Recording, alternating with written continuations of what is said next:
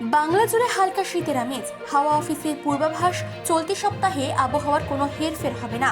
বেশ কিছু জেলায় কুয়াশার দাপট দেখা দিতে পারে, তবে জাঁকিয়ে শীত পড়ার সম্ভাবনা এখনই নেই। বৃষ্টি কি হতে পারে? জাঁকিয়ে শীতই বা পড়বে কবে? পূর্বাভাস কি জানালো আলিপুর আবহাওয়া দফতর? চলুন জেনে নেওয়া যাক।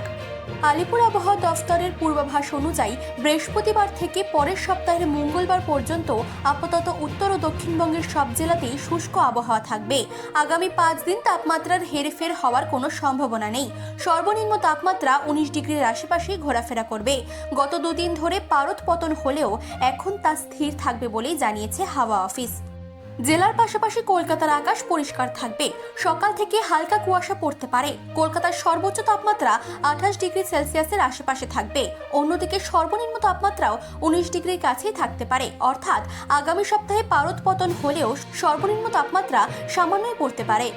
এদিকে দার্জিলিং থেকে প্রায় 61 কিলোমিটার দূরে 11,929 ফুট উচ্চতায় অবস্থিত সান্দাকফুতে বৃহস্পতিবার বিকেল থেকে অপ্রত্যাশিত তুষারপাত শুরু হয়েছে।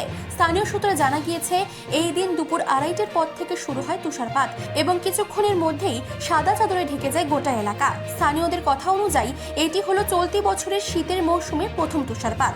আবহাওয়া দফতর সূত্রে জানা গিয়েছে, বৃহস্পতিবার ও শুক্রবার কুয়াশা থাকবে দার্জিলিং, জলপাইগুড়ি ও উত্তর দিনাজপুর জেলায়। শনিবারও এই জেলাগুলিতে একটি বা দুটি স্থানে কুয়াশা থাকবে বলে পূর্বাভাস। কোচবিহারেও কুয়াশা থাকতে পারে বলে জানিয়েছে আলিপুর আবহাওয়া দফতর। তবে উত্তরবঙ্গের মতো দক্ষিণবঙ্গের কোনো জেলায় ঘন কুয়াশার দাপট থাকবে না।